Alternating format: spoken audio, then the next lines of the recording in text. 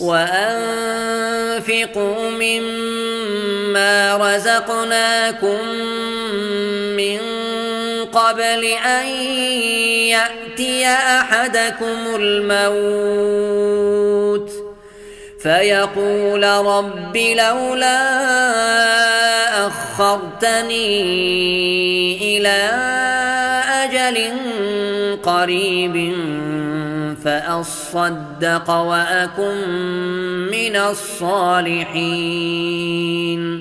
از آنچه روزیتان داده‌ایم در راه الله صدقه کنید پیش از آن که یکی از شما را مرگ فرا رسد و بگوید ای پروردگار من چرا مرگ مرا اندک بدیرتر نینداختی تا صدقه دهم و از شایستگان باشم. ولن يؤخر الله نفسا اذا جاء اجلها والله خبیر بما تعملون.